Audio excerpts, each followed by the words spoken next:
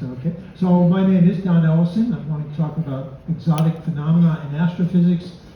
And yeah, I am retired from North Carolina State University. And this is just my starting slide. This is an image from the Hubble Space Telescope with these incredible, beautiful galaxies, which are billions of miles away. Can't start a talk here without showing this. This is 66 million years ago. This is where the asteroid hit, right on the coast, near Chicxulub, 46 kilometers from Central. The asteroid was about 100 kilometers across, and of course it completely changed not only Yucatan, but it changed the world, wiped out the dinosaurs, wiped out like 97% of all species, all creatures, and about 50% of all species. Of course, ancient peoples, I'm not going to talk much about this, but ancient peoples, the Mayans, of course, studied the planets, the sun and the planets. They developed accurate counters, among other things. Here's the Chichen Itza pyramid, and this presumably was designed so you could see this serpent at the equinoxes. Maybe it's just a coincidence, I don't know. But anyway, it's really a wonderful thing. And here's one of their calendars. This is the sacred calendar. 13 times 20 gives you 260 days. And I'm not quite sure how that's related to the orbit of Venus, but it possibly is. Okay. For thousands, perhaps even millions of years, humans viewed the night sky and they saw what we see today in a very, very dark sky. We see a pristine, unchanging vista, totally different from the messy world below. So primitive people really attributed very special things to the night sky. Now, we have a totally different view of the universe. So before, the universe was viewed as unchanging and pristine and almost perfect in many ways. Now we know that the universe is filled with violent, chaotic objects. Here's the remnant of a supernova, a star that exploded. Here's an image of a massive, supermassive black hole in the center of a distant galaxy, 54 million light years away. There are many of these things that we now know exist. By the way, I include web links on some of my slides, and if you want a copy of my slides, I will send them to you. Just send me an email. Okay, so, and this is an important point. Human awareness that our universe is violent and chaotic is new. Only in the last few decades has it been possible to view the sky with telescopes not restricted to the narrow visible range of human eyes. Only in a couple decades. And of course, this is the greatest example that has recently been launched just about a year ago, Christmas Day, the James Webb Space Telescope. It sits out about 1 million miles away at the second Lagrangian point. You don't have to worry about that. Spectacular telescope, perhaps the most complex telescope ever created, certainly the most complex.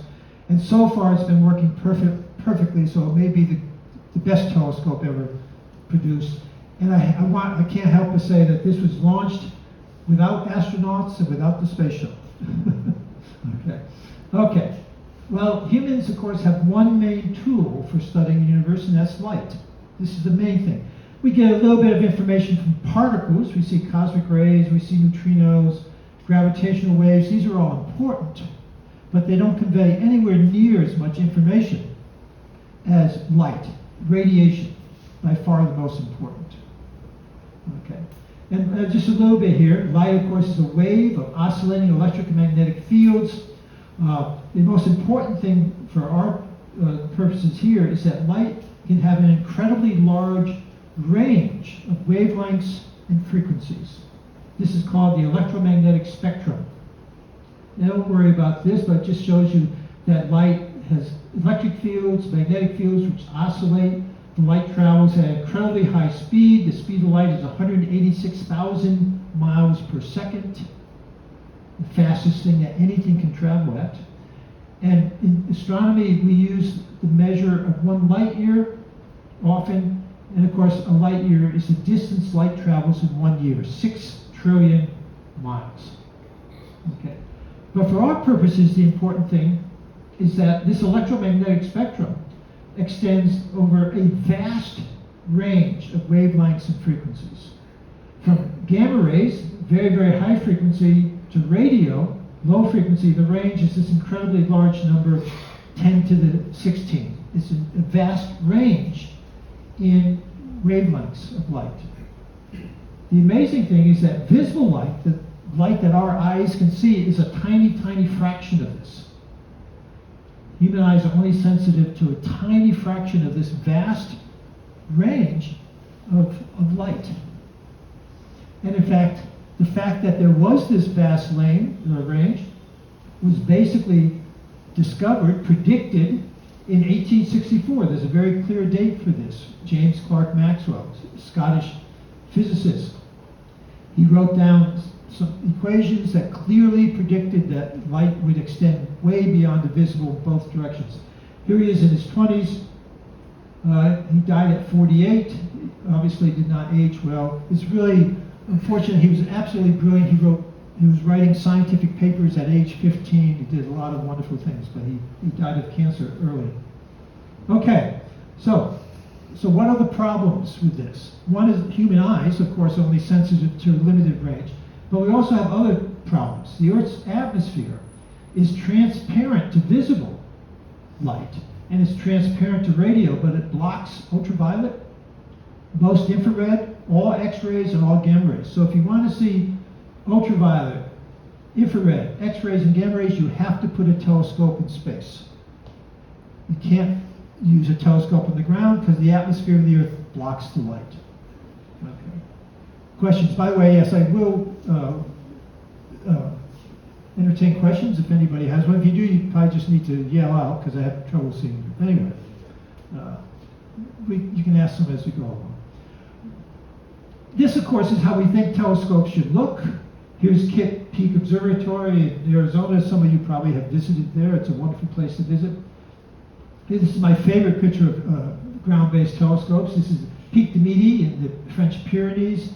Wonderful with the mountains of the Pyrenees, and this sits right between the Atlantic and the Mediterranean. This is what telescopes should look like, right? But these are all for visible light. If you want to see what the universe looks like in UV or X-rays or gamma rays, you have to put a telescope in space. Here's Chandra X-ray telescope, which is still active, extremely important, launched in 1999. And this is the Fermi Gamma Ray Telescope, launched in 2008. And these are both still working. This telescope sees X-rays, this sees gamma rays. Remember, gamma rays are at the very, very high frequency end of the electromagnetic spectrum. Okay, this is what Chandra looked like when it was being built. X-rays have very, very short wavelengths, high frequencies, short wavelengths. So you can't focus X-rays like you can visible light. You can focus them, but it's hard. And this is what the Chandra X-ray telescope uses. It uses these metal paraboloids. The X-rays come in, they bounce off here, and then they're focused and detected over here with the X-ray detector. So that's why you have this long tube. You can just barely cause the X-rays to bounce off. And they do focus, and they get very, very clear images with this telescope. This is what the Fermi telescope looks like. Here's the telescope, and this is all the instruments, the electronics that interprets what the telescope sees. Okay? And gamma rays are electromagnetic radiation, but they act more like particles than waves. It's light, it's electromagnetic radiation, but gamma rays have such high frequencies that they act more like a particle than they do a wave. So you have the gamma ray coming in, just like a particle. It hits the material in this detector, produces electron-positron pairs. You don't have to worry about that. The point is that it interacts in this detector, produces these pairs, and then these pairs are then detected. And that's how it's measured. The energy and so on is measured. And I actually, this was launched in 2008. In 2007, I had a sabbatical at Stanford University, and this telescope was still being, not constructed, it was being tested, it was almost finished. And I actually got to see this in the laboratory at Stanford University before they shipped it to Cape Canaveral to be launched. Okay, this, by the way, the Fermi telescope, of course, is named after Enrico Fermi, a very, very important, famous physicist. Okay, here's the telescope. In the nose cone of the rocket, these are technicians here. You can barely see them, and it was launched in 2008. Okay, so that's X-rays and gamma rays. You have to be in space. Radio, you can be on the ground, because radio does pass through the atmosphere. But radio waves have very long wavelengths. They're at the opposite end. Low frequency, long wavelengths. So that means that the telescopes have to be large. This is the Green Bank telescope in West Virginia, 328-foot diameter of this radio telescope. So until radio telescopes were built, and until satellites could be launched into space, the exotic universe of radio, X-rays, gamma rays was completely unknown to human beings. So that's, 1957, it's not that long ago, really. And it turns out that most actually, extreme phenomena, some of the most interesting things in astrophysics are brighter in radio, X-rays, and gamma rays than they are in visible light. Okay. And that's because radio, X-rays, and gamma rays, this light is produced in a completely different physical process than visible light. It's a different process altogether. And it requires explosive events, very, very powerful, very, very energetic events. The sun is just burning, basically. The sun producing light is not much different from a fireplace producing light. They just get hot and they glow, basically. This is completely different. And we were blind to this until the 20th century. Absolutely blind to this incredible exotic universe. Okay. So our sun seems pretty steady, but violence is in our sun as well, if you look closely. And of course, sunspots, we know about sunspots. And you actually can see these with the naked eye. You can get a pinhole camera or something. There's some evidence that the Greeks had seen some sunspots. But you can't see this. This is the surface of the sun. You have these convection cells. You see the sun's boiling surface. This is done with this relatively new telescope in Hawaii. And what we're seeing are these convection cells. So you have hot gas welling up. It radiates away. It gets cool and it falls back down. Okay? The hot gas rises. The cool gas falls back down. This is exactly like a boiling pot of water. The surface layer of the sun is boiling. It's gas. It's not water, of course, but it is boiling. So that's kind of amazing to see that. The sun has a magnetic field, but the sun's rotation twists the magnetic field. And when you twist the magnetic field, you bunch it up closer and closer together, it stores energy. Okay? The dynamic motion of the sun's surface pushes the magnetic field together and stores energy in the magnetic field. Sunspots are places where the field explodes, has so much energy it explodes out of the surface. The sun is gas, and it rotates unevenly. Okay? It takes about 25 days for the sun to rotate at the equator. It takes about 35 days for the sun to rotate at the poles. So this uneven rotation causes these magnetic fields to get twisted up. And then they explode out. And these explosions are pretty big. This is a solar flare, an explosion of the magnetic field. This is the size of the Earth for comparison. This was seen in ultraviolet light, and it was seen by a telescope launched in space, because you have to be in space to see this ultraviolet light. Okay? Here's, you can see the loops of the magnetic field above the surface. They are filled with hot gas, and this hot gas radiates in ultraviolet light. And the sunspots that we see, the dark spots that we see on the surface, are actually the foot points of these loops of magnetic field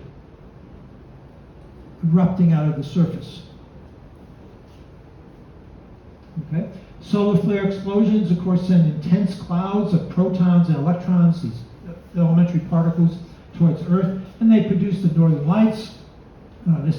They had pretty severe, intense northern lights in Canada, and maybe you saw them, you were there, in August 2022. What happens, these energetic electrons, gases in the Earth's atmosphere are excited by these energetic electrons coming from the sun, and they radiate kind of like a neon light. Okay. Strong flares send a lot of these high energy particles speeding towards the Earth. The charged particles hit Earth's magnetic field. They shake Earth's magnetic field. This produces currents in the crust, in the surface of the Earth. And these currents, for very, very strong flares, can be powerful enough to disrupt communications, to knock out power grids and so on. Those very, very strong flares don't happen very often, but they certainly happen.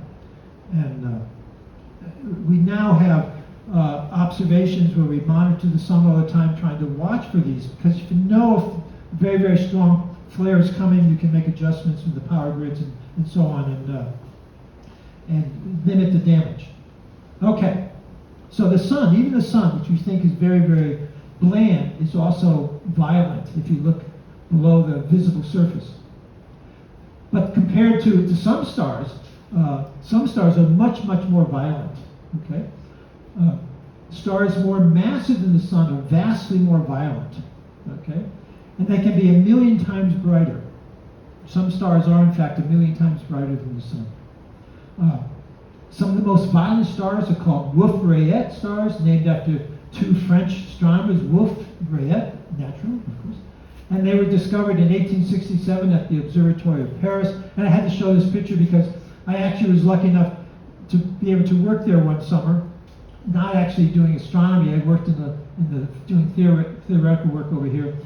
But on top of the observatory there, you have this incredible view of Paris. It looks over Luxembourg Gardens and everything. It's really great. They don't do any real astronomy there anymore. So Wolf-Rayet stars are more than 20 times as massive as our sun. 20 times as massive. But they're extremely hot, extremely bright, and they have very, very strong winds blowing off material. The light is so intense, it blows off the outer portions of the material of the stars. And here are two cases. Here's the star. These are Hubble Space Telescope images. And this is the material that's blown off on these two particular stars, these bubbles created. So the surface temperature of these stars can be 200,000 degrees versus 6,000 for the sun. And these winds can be blown off at millions of miles per hour, being blown off. And these stars actually blow off so much material, they actually lose a lot of their mass in a relatively short time, a few million years. I have a question. Yes. So something explodes, right? Yes. How long does this explosion take? Are we talking about thousands of years? Because this is one shot. Well, of course, it depends on the explosion. I'm going to show some images of supernova explosions, where a star will actually explode. The question is, how long does the explosion take? Yeah. And for those, the explosion takes literally hours and days for the initial explosion. But the remnant of the explosion, the gases that are thrown out, can last for 10,000 years, 20,000 years. And that's what we see oftentimes. These are not explosions so much as just gases being blown off. Okay? I had to show this picture. This is a James Webb Space Telescope image of a Wolf-Rayet star, 5,600 light years away. By the way, these spikes, you see these spikes in all these images? You see the spikes here? This is Hubble. Spikes. These spikes come about because you have to have metal brackets holding the mirror in place. And then when the light goes past those metal brackets, it produces diffraction patterns. And so these are completely artificial. It's just from the way the telescope is produced. And it's still kind of amazing. I'm a theoretician, not a technician, but it's kind of amazing to me that the greatest telescope ever built so far, they still haven't been able to get rid of those spikes, in it. But anyway, okay. But what we're really interested in are these rings here. Oh yeah, by the way, the James Webb Telescope sees infrared. I've showed images that were in X-rays and so on. All the images you have seen from the James Webb Telescope are false color because we can't see infrared. What happens is that they have a range of wavelengths that they detect. They assign a color to a particular wavelength of the infrared. Okay? And oftentimes they use what's called chromatic ordering. So they assign redder colors to longer wavelengths, bluer colors to shorter wavelengths, but the colors are not real. They are assigned. It's a perfectly legitimate scientific thing to do. But you have to remember that whenever you see these great images. Some graduate student or something did the color band to make it look good and so on. Yeah. Here's a comparison of the exact same object with the Hubble Space Telescope and James Webb. Hubble is visible light. This is infrared, colored, of course. But you see all this stuff that isn't in the Hubble image, and that's because this is just filled with dust. And a lot of these stars are just blocked. The light cannot get through the dust. But the dust can pass, infrared light can pass through the dust. Visible light is blocked, infrared light can pass through. So that's one reason why we have to have infrared telescopes in space, to see all the things that are embedded in gas and dust, because that light is blocked by the dust. And of course, one of the most interesting things embedded in the gas and dust are the formation of new planets and new stars. They are formed in these giant gas and dust clouds. Okay, so here we're back to this image. We're looking at these rings of this Wolf-Rayet star, and what we're seeing, this is actually a binary system, two stars orbiting each other. One is the Wolf-Rayet star producing these very, very strong winds. Every time the companion comes around, every 7.9 years, that's the binary system, it produces one of these rings. This is absolutely amazing to me. James Webb sees 17 of these dust rings, one for every 7.9 years, so we're seeing details of the evolution of this star over the last 134 years. It's absolutely amazing. And only the James Webb Telescope has been able to do this so far. And of course, the binary system is deep inside these. This is an exaggeration. The two stars are deep inside these rings. These rings are moving out at millions of miles an hour, so they're far away from the stars now. Okay, so, well, there are hundreds of billions of stars in our Milky Way galaxy. It's estimated maybe 400 billion stars in the Milky Way galaxy. This, by the way, is what the Milky Way galaxy would look like. This is a top view, this is a side view, this is approximately what our Milky Way galaxy looks like. Of course, we're inside, so we can't get a good image of the Milky Way, but we can see other galaxies to see what they look like. Okay, here's this incredible image of a globular cluster. This cluster, these stars are held together by gravity. They're all born at the same time. And there may be 1 million stars in this cluster. But the colors are very important, because the colors indicate the temperature of the stars, and the temperature is an indication of how massive the stars are. The blue stars are more massive than the red stars. They're brighter and tend to be more massive. And they have much shorter lifetimes. And the stars range in mass from about 1/10 of the mass of the sun to about 200 times the mass of the sun. Relatively small range, but there's a tremendous range in brightness. Okay. Most stars, the vast majority of stars by number, are low mass and they live a quiet life, like our sun.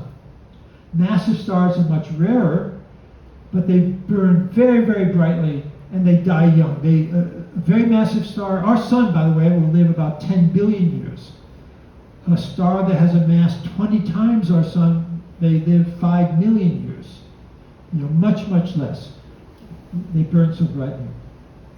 Stars with a mass more than about 10 times the mass of the sun will explode as a supernova. Most of them will. A single star in this supernova explosion will become as bright as an entire galaxy for a few days or weeks. Absolutely amazing. The last supernova explosion seen by unaided human eyes occurred February 23, 1987.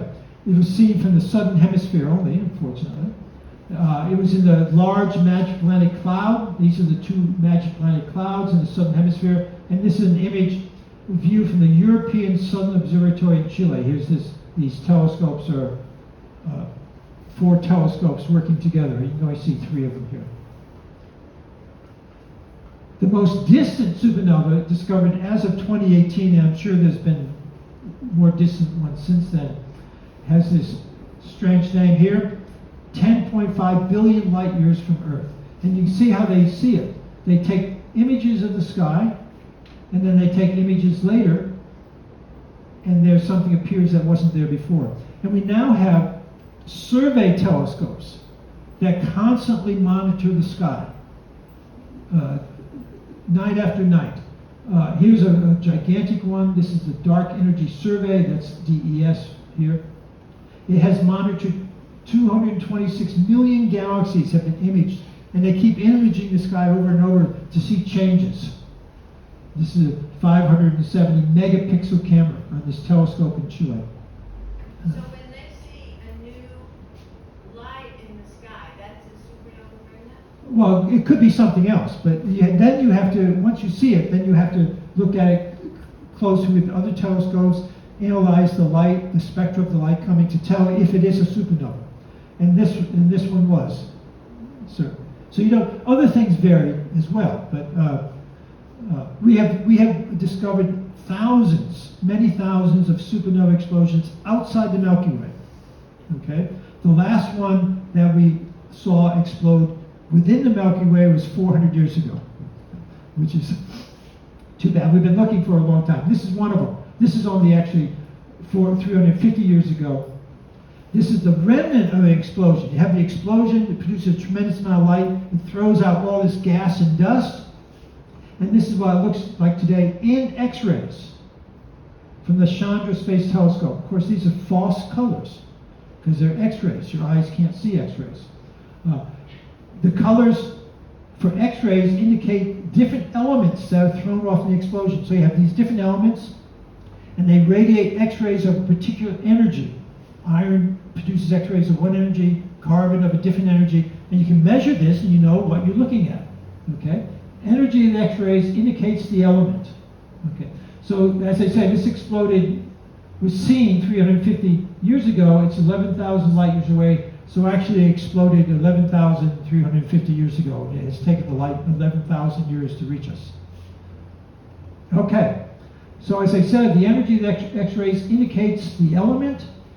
Here we can see silicon that was in this remnant, sulfur, calcium, iron, other elements as well. Some of these elements are radioactive with relatively short lifetimes. This is absolute direct proof that elements are created in supernova explosions. No doubt. How do they know that a certain amount of energy gives you sulfur or calcium? The question is, how do you know that a certain X-ray energy is sulfur? Well, this is something you can measure in the laboratory. So you can take sulfur and you can heat it up and it will emit X-rays and you can measure them. And they produce a spectrum, very distinctive spectrum that you can identify. Yes. So that can all be done in the laboratory, and then you use that information to analyze the X-rays that you see here. Okay. Understanding how stars explode is one of the most important current problems in astrophysics. Many people are working on this. Different types of stars produce different types of explosions. It's very, very complicated, a lot of things going on. But one thing is very, very important. In all supernova, in all these explosions, elements are created. Okay. Many elements are created in stars as they burn normally during their normal lives. Our sun is producing elements in its core right now. It's turning hydrogen into carbon and so on. In fact, the carbon and oxygen in our bodies They were created in this way. They were created, those elements were created in stars. Elements heavier than iron are created mainly in explosions, in supernova explosions. So this is something you all remember from school, the periodic table of the elements. So one of the great problems in astrophysics is determining where the elements come from. Well, we know. We know very, very generally where the elements come from. The two most abundant elements in the universe, hydrogen and helium, were created in the Big Bang 13.8 billion years ago. Very, very solid evidence for this. About 98% of all the mass in the universe, the normal mass, is hydrogen and helium. Everything else here, all these other elements were created by stars. Elements heavier than iron, cobalt, nickel, this group here, created in stellar explosions in seconds. These were literally, these elements were created in seconds. So all these most all of these heavy elements. And this, of course, is one you want to look at. This is silver, this is gold. The gold on Earth, the gold in your wedding ring, if you have one, was created in gigantic stellar explosions billions of years ago. So every time you look at your ring, that gold, those atoms in that gold, they were created billions of years ago in exploding stars. And this is absolutely true. I mean, this is not just theory. We know very, very, very strong evidence that this is true. So our sun, the Earth, us, formed from primeval gas, the hydrogen and helium from the Big Bang, and the dust of dead stars. That's how new stars are born. We are, in fact, made of stardust. Okay. Well, now we're switching topics here. Let's go back to radio astronomy. This is really kind of interesting. In 1937, Grote Reber is an American electrical engineer, which is interesting, not an astronomer. He built in his backyard in Illinois the first dish radio telescope. There was actually a telescope built a few years earlier by another American, he was working for Bell Labs, but Grote Reber built the first dish radio telescope. His telescope was 30 feet in diameter and steerable. He could point it. Radio telescopes must be big because radio waves have very long wavelengths. And here he is at his desk. Hopefully you can see the slide rule here. Everybody here know what a slide rule is, I hope? Some of you must know what a slide rule is. Yeah, and of course you get an idea of his car in the backyard there, the 50s car. Yeah. So, for almost 10 years, Reber was the world's only radio astronomer. And the reason for this is that real astronomers in those nice telescopes on top of the mountains, they wanted no part of radio astronomy. First of all, you had to know electrical engineering to build these things. They're hard to build. And they were not electrical engineers, you know. So they didn't pay any attention to this for almost 10 years. In 1939, Grote Reber discovered a radio source coming from the Cygnus constellation, the Swan here. And he called it Cygnus A. A means it's the first radio source seen there in Cygnus, 1939. Well, after World War II, of course, radio technology became much, much greater. Sensitive radio telescopes started to be built. By the 60s, radio sources were discovered. We started discovering that there were other things producing radio coming from the sky. And at first, there were these very, very strange objects that looked like stars. If you looked at them with a normal telescope, a visual telescope, they looked like a regular star, but they also produced this radio. These were called quasi-stellar objects, quasars. Looked like stars, but the visible light was very, very strange. It was strange in two ways. The light spectra, if you analyze the details of what the spectra of the light, these objects had very, very large redshifts. You don't have to worry about that other than to realize if they had very, very large redshifts, it implied that they were very, very far away. So the spectra told us that these were very, very far away. But they were bright. We could see them. So you have something that's very far away, but is still able to be seen. It means it's extremely bright, intrinsically very, very bright. The other very amazing thing is that the light intensity varied quickly. In some cases it varied in weeks, some in days. So you looked at these things and the light would vary.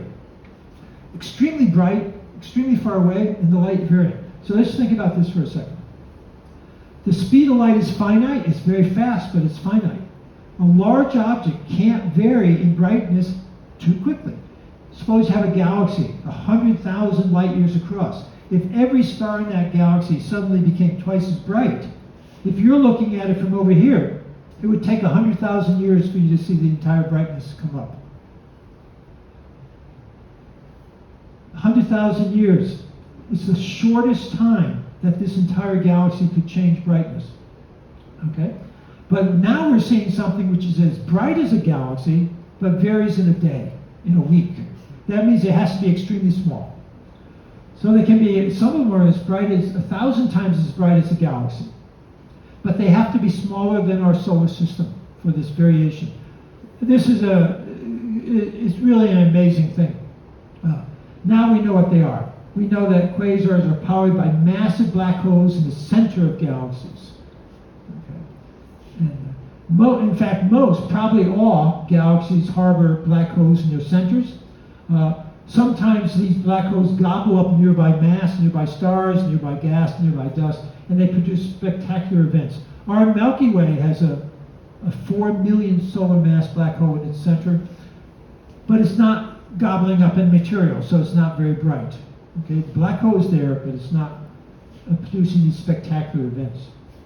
So now we want to look at Reber's discovery, Cygnus A, with modern telescopes. And here's one of the really great ones, Very Large Array Radio Telescope in New Mexico. Anybody been there to New Mexico? Yeah, it's a great place. You can get, it's on this wonderful plane, and it's great. It's actually, they use this in sci-fi movies occasionally. This is what the Very Large Array sees with Cygnus A. These gigantic radio lobes. Now these are false colors. This is radio emission. Radio emission. These lobes are 1 million light years across. This thing is, the radio lobes are incredibly large. This is the entire galaxy in visible light. This galaxy is much bigger than the Milky Way, but that's the entire galaxy in visible light. The radio lobes are vastly larger. The radio that we're seeing is produced by electrons that are accelerated to this, almost the speed of light. Extremely energetic electrons. This is not produced by stars. Absolutely different from stars. Stars are producing the light from the galaxy in the center. The electrons are accelerated by the supermassive black hole in the center of the galaxy. These energetic electrons are accelerated there, and then they're shot out. They're shot out along jets, moving at nearly the speed of light. So the jets carry the electrons out to the lobes, and then they interact with the intergalactic medium, and they radiate. They produce these lobes. There's a jet here, and there's actually a counterjet. It's very hard to see, but there's always a counterjet. There's always one jet going in each direction. Okay. So now this is a cartoon. Mass is trying to fall into the black hole. We can't see the black hole as such, but when the mass tries to fall in, it releases a vast amount of gravitational potential energy, a vast amount of energy.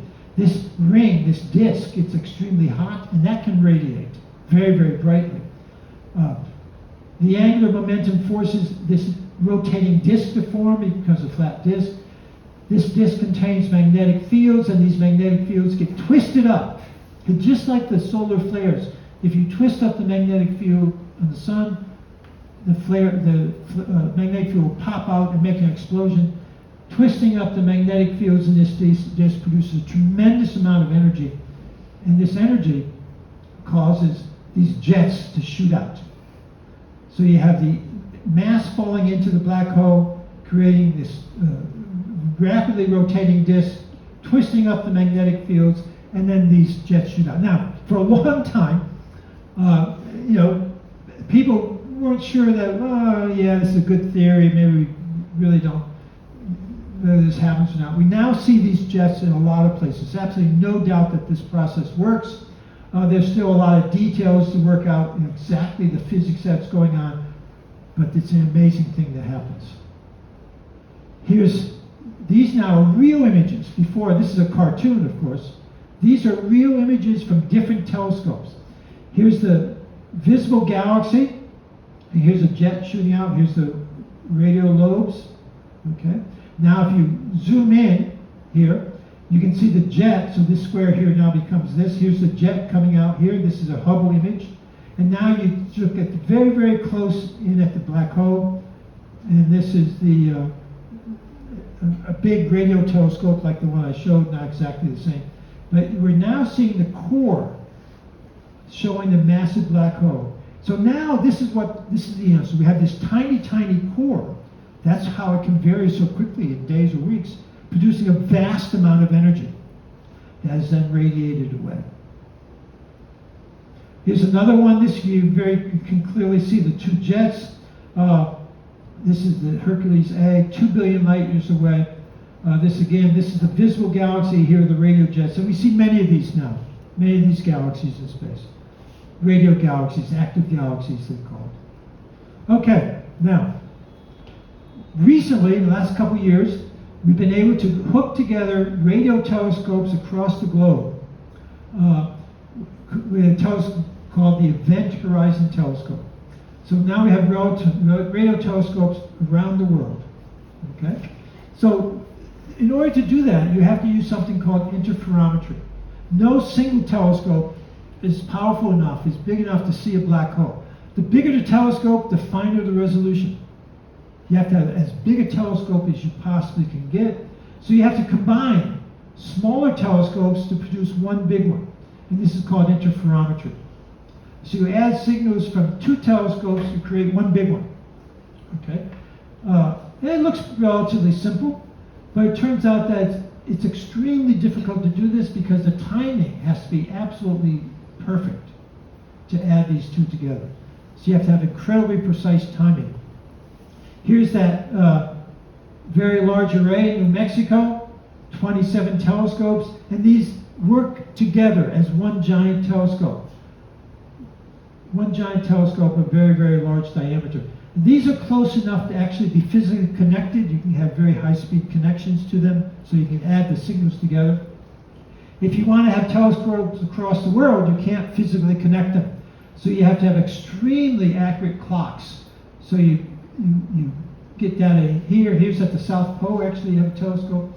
You collect the data. The timing has to be incredibly precise, 1 second in a million years clocks, to add this together to produce a single coherent image. And this is what they have seen. So this now is that Cygnus A that Reber discovered in 1939. This now is the black hole. This is the shadow of the black hole. You can't actually see light coming from the black hole, but you can see the light coming from around it. These streaks are actually showing the magnetic field structure as stuff falls in. It's extremely bright. Okay? This is a 7 billion solar mass black hole at the center of this galaxy. 54 million light years away.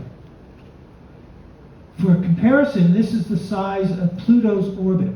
So this literally is on the order of the size of the solar system. It's small compared to a galaxy, but it's incredibly bright and energetic. We actually have a massive black hole in the Milky Way. Ours is only 4 million. This is 7 billion. Ours is 4 million. Kind of small, but I mean, it's our own black hole, so that's good. And this is Mercury's orbit here, just for comparison. And the center of our Milky Way galaxy is 26,000 light years away. Okay, I have one more topic, so I'm almost done. So I saved the most exotic topic for last. Okay. Anybody have a question before I go on? Okay. Yeah, I have one. Speak up. I noticed that there's sort of a similar pattern between the solar flares with the magnetic bunching creating a trapped energy that has release with the spikes in the black holes. Is there any thought that might be magnetic that's creating this power? The magnetic field, the twisted magnetic field, is certainly creating the jets. Yeah, the mass falling in is producing the energy from gravity as it falls in. Because it's swirling around, then it's twisting up the magnetic field, and put those two together, and you end up with a jet producing the radio lobes. You know, it's actually fairly complicated, but in many ways it's not dissimilar from what's going on in a solar flare. Okay.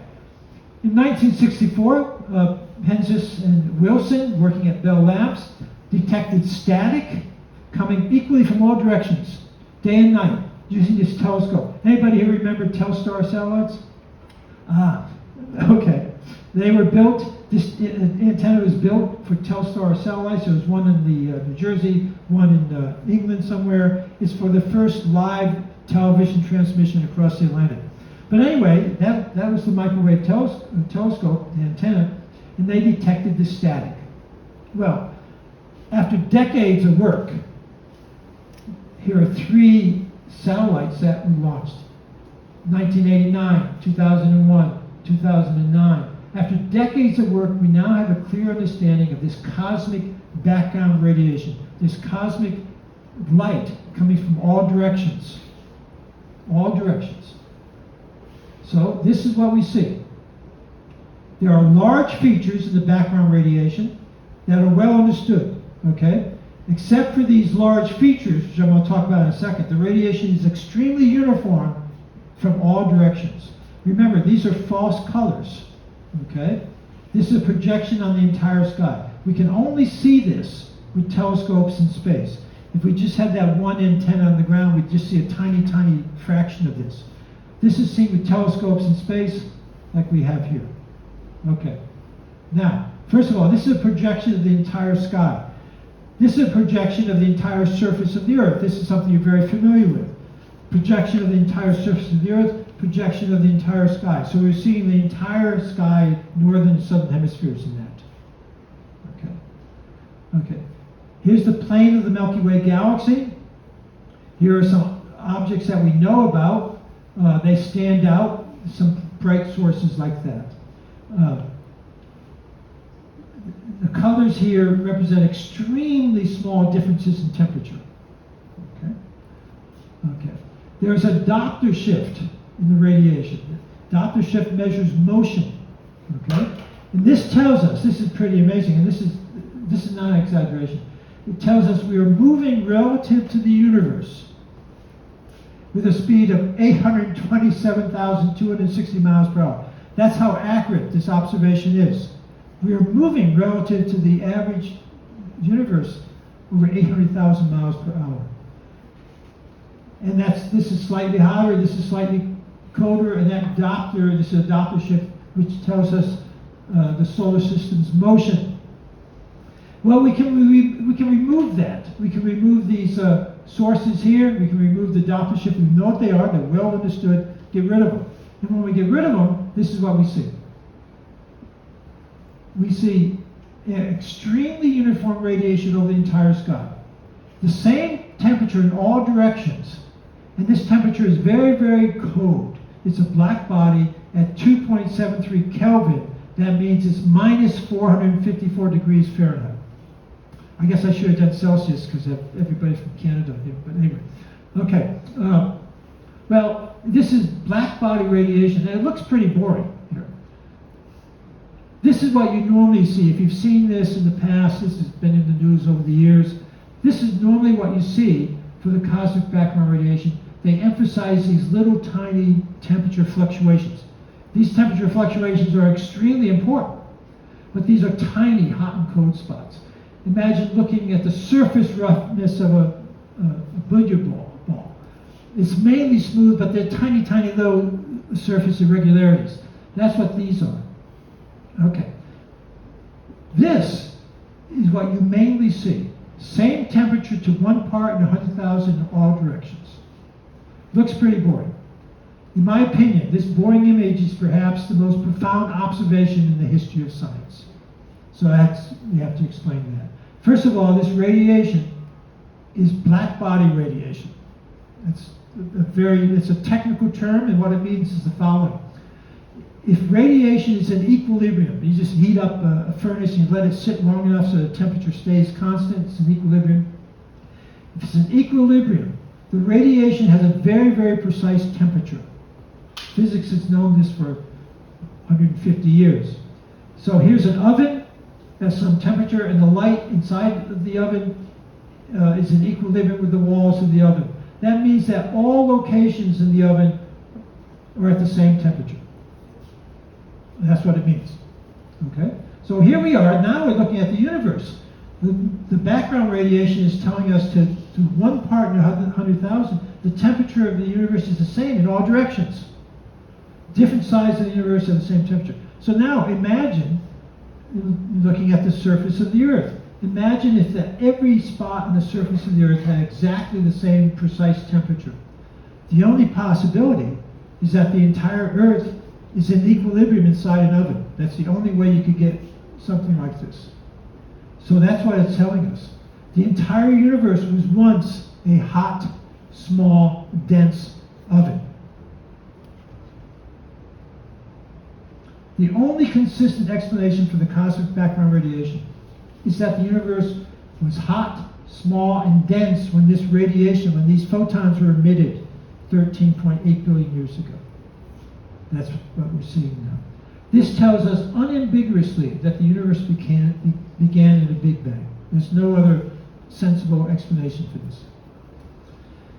The average temperature of the background radiation, that's the average, 1 part in 100,000, but these small differences are extremely important. They're tiny, but they're extremely important.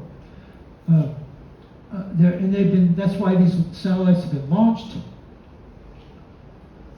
The irregularities give precise information on the nature of the universe right after the Big Bang. So right after the Big Bang, 380,000 years after the Big Bang, when this light was emitted, these irregularities tell us what the universe was like. And the evidence confirms. The universe began in a Big Bang 13.8 billion years ago. The cosmic background radiation was emitted 380,000 years after the Big Bang, and we know exactly how that took place. And it also tells us that the universe is infinite in size and is expanding. So we have something that's infinite that is getting bigger. So, in my opinion, the most exotic phenomenon in the universe is the universe itself. The universe is infinite and has been expanding since the Big Bang. Here's a cartoon. Here we are today. The background radiation is emitted 380,000 years after the Big Bang, and the Big Bang occurred 13.8 billion years ago. So, just think about this. The discovery of all of this we know only because we discovered the electromagnetic spectrum beyond visible light. We would know none of this if we were still restricted to visible light. And this electromagnetic spectrum was unknown to human beings before 1864. So, the wonder of a starry night led to wonders really, truly beyond our imagination. So, questions? Actually, I can have some lights now.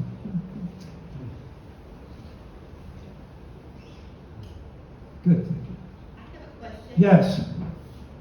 I'm kind of a pragmatic individual, and can you explain a little bit about what the relationship is of astrophysics to quantum physics?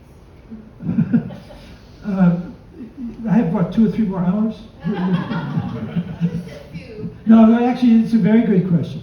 Astrophysics means the combination of physics and astronomy.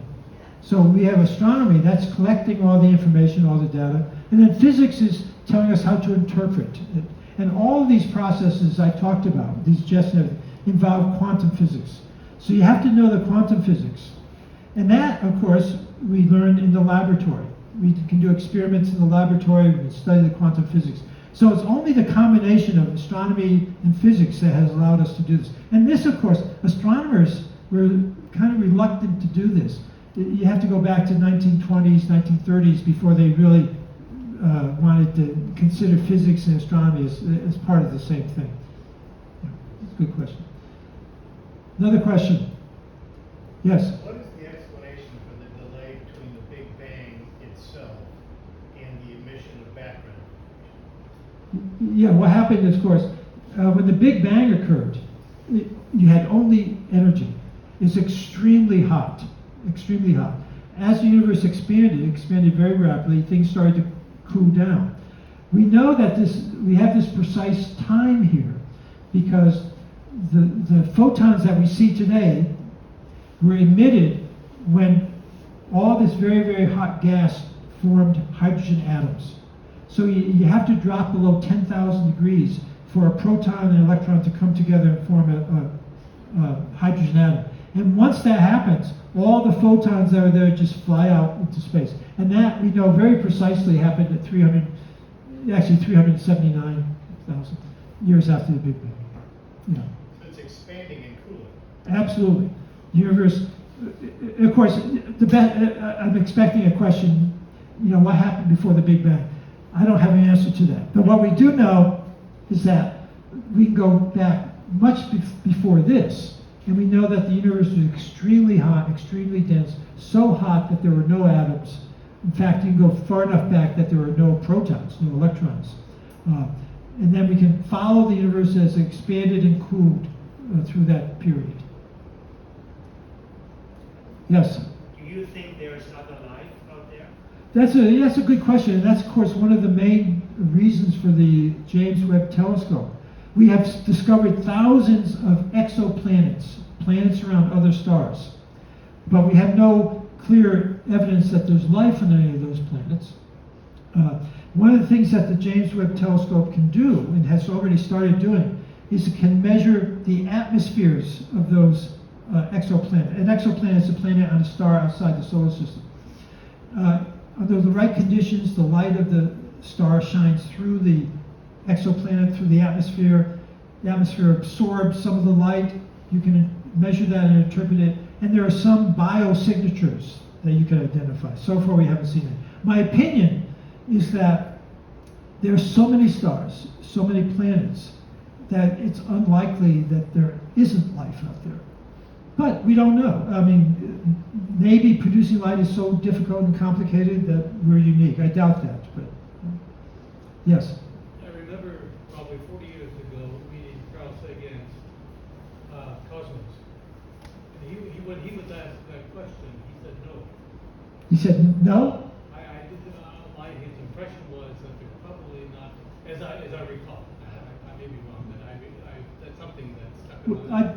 I think that's part of the evolution of the science. Now, the first exoplanet, the first planet beyond our solar system, was only discovered in 1998, I think. So Cosmos, I'm not sure when it was produced, but it may have been produced before that. So just think, and astronomers had looked for 100 years. I mean, what you want to look for these exoplanets, planets around us, and they hadn't found any. If you look for 100 years, you don't see it. We say maybe our planet, our solar system is unique. But then the telescopes got better, the techniques got better, and all of a sudden they discovered them, and now we have thousands that we have discovered. Okay, so that changes that equation a little bit. So the current opinion would be that there is more likely. That's my opinion, but it's just an opinion. We don't know. But what we can do, we can search for the biosignatures in the atmospheres. Biological systems produce certain gases that produce certain spectra that we can, in principle, measure. Now, I want to make sure, if there's life out there, that does not mean that we have aliens coming to the Earth. Okay, that doesn't happen. I guarantee. Just like Carl Sagan, there's no life out there. Another question. Yes. Is there any expectation or concern as to how long the James Webb telescope will continue to function? Yeah, that's a very important question. It was designed to, I think, to function like 5 years or so, which would have been wonderful. It was put into its position so precisely. It has to use gas to maintain its position. It was put in position so precisely and so quickly that they expect it to last at least 26 years. This is phenomenal. That they did such a good job launching this telescope into space. So, but it has a finite lifetime because it's in this place called the second Lagrangian position. It's you have the sun, you have the Earth going around the sun, and outside the Earth you have a quasi-stable position that if you put something there, it will follow the Earth around the sun. It will be relatively stable. But to stay there, you have to use jets. You have to use fuel to position it. So it has a finite amount of fuel. But they're now saying it should last 26 years, which is phenomenal. And it's been so productive. It's just unbelievable how productive it has been. Okay, yes. Oh, yeah, I'm sorry, yeah. Who was James Webb? Who is James Webb? James Webb was one of the early, I'm not sure he was the first director of NASA, but he may have been the second. And the reason his name is on the telescope is that he was very important. Because when NASA it's National Aeronautics and Space Administration.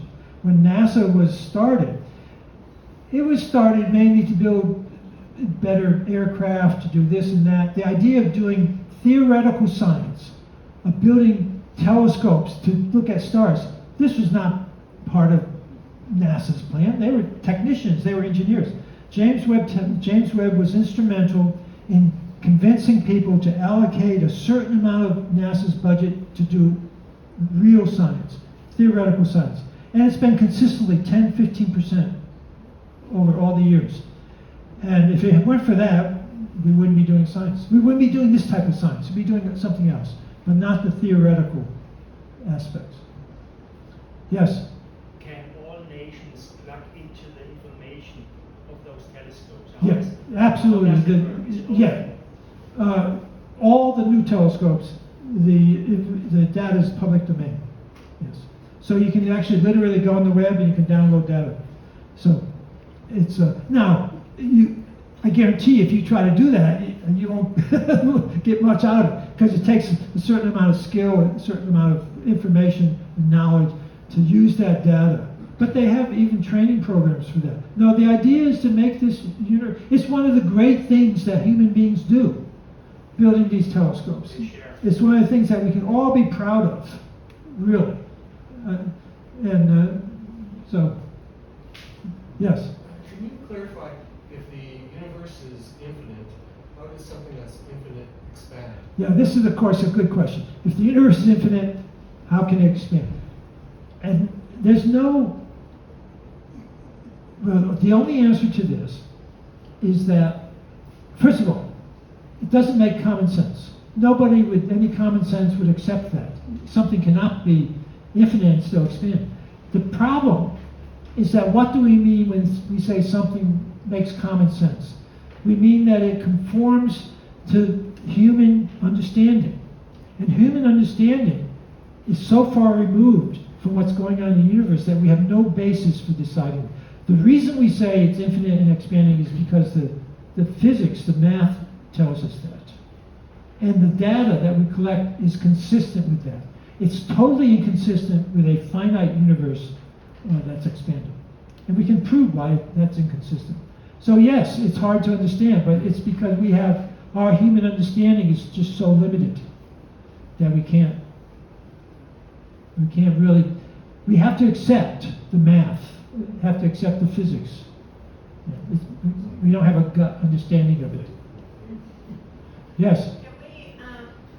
Can we assume that if there's an exploding star and these elements are sent out and created, that they're created also in other exoplanets and other solar systems? The elements are created in stars. The stars explode, throw the elements out into space. These elements now form these large clouds, which form the next generation of stars and planets. So the stuff here, the stuff that we're made out of, that came from previous generations of stars, billions of years ago. Exoplanets were created the same way. They may have been created from a different cloud. So their periodic table of the elements may be slightly different. The elements would be the same, but the relative abundances would be different. Yeah. Cool. Yes? Is there any evidence that the rate of expansion is accelerating or decelerating? Yeah, I didn't mention that, but that's another thing that has been discovered relatively recently. That not only is the universe expanding, it's accelerating in its expansion. This was a total surprise. Everybody assumed that the universe was expanding, but it was slowing down because of all the gravity was flowing. And this is what it did do for the first 8 billion years or so. But then after that, it has started to speed up. And this is a great mystery, one of the great mysteries. And we explain this with the words dark energy. Nobody knows what dark energy is, but we say there has to be something in the universe which is now pushing it apart. And Or lessen. hmm? Or lessen. Something that's holding it together that's getting. No, nothing's holding. There's nothing outside the universe. No, it has no edge. That's no. I didn't put that on my list, but there's no edge. I just want to say inside the universe. Inside the universe, I mean, like a form of gravity. there's something inside the universe Some which is. distance became lessened, at which point the periphery accelerated. Yeah, and that's not how we view it. We view it that there's something intrinsic to space itself that we call dark energy, which is causing it to push the point. Yeah. My curiosity question comes from the evolution of understanding, and as you so well put out in your talk, it wasn't very long ago we had very little understanding of where we are today. My question is, what comes next? What's the next level of understanding that we're? Well, that's kind of what I wanted to do with my last slide. Where is it? Yeah, I mean, it wanders beyond our imagination. And if we keep searching, if we keep studying this, we will discover new things. There's absolutely no doubt. This is not the end, that's for sure. With every new instrument, every new telescope that has been launched, this is absolutely true of astronomy going back 400 years. We discovered new, unexpected things with each new telescope. And that's bound to continue. Unfortunately, the telescopes get more expensive as you go along. But How about you personally? What is your next inquiry? I'm retired. I'm not doing the same. But you continue to think and read. What do you want to understand next? Well, actually, the topic of my research mainly was on cosmic rays. So it's one small element. And of course, to do research, you have to focus on one relatively small element. So my work was on how you produce these extremely energetic cosmic rays. And one of the ways you may do it, almost certainly, are in these jets. And these jets have shocks in them and so on, and you can study that in detail. So I'm still interested in that, and I have some colleagues who are still working on it and so on. But I'm not actively doing the research anymore. It's too hard. Once you stop for a year or so, it's too hard to, it goes so fast. Yes? Yes, in terms of your analysis of rays. Of what? Your analysis of cosmic rays. If you take the ultraviolet spectrum, okay, UVA, UVB, this may be beyond the area that you're researching, but is there any interaction between climate change and the measurement and the effects that these have on? The cosmic rays are particles, mainly protons, that come from outer space, and they do interact in the atmosphere. And people have suggested that it can have some influence on the environment of the Earth. Yes. Now, it's not going to cause climate change, that's for sure, but it could have smaller influences. And I'm not really an expert on that, but I know people have studied it. And cosmic rays do have a small influence on that. I don't have a good answer for that. But, Well, I'm thinking specifically of skin cancer, for example. oh yeah, now that, of course. Cosmic rays, certainly, it's radiation. And we are being hit by cosmic rays right here. But the atmosphere protects us, and the Earth's magnetic field protects us from cosmic rays. If you fly a lot at 35,000 feet, you get a higher dosage of radiation from cosmic rays. This is, of course, one of the big problems with sending people to the moon or sending them to Mars. We are protected from cosmic rays by the Earth's atmosphere and by the Earth's magnetic field. The satellite or the astronauts in the space station, they're outside the atmosphere, but they're within the magnetic field, so they're still protected. So spending a year on the space station is not the same as spending a year on the moon. They have a much higher dosage of radiation because there's no magnetic field to protect them. So yes, it has some effect. We don't have to worry about it here, but if you're a pilot or flight attendant, you might think about it. I guess we should probably stop. When you're ready. Okay. Good, thanks very much.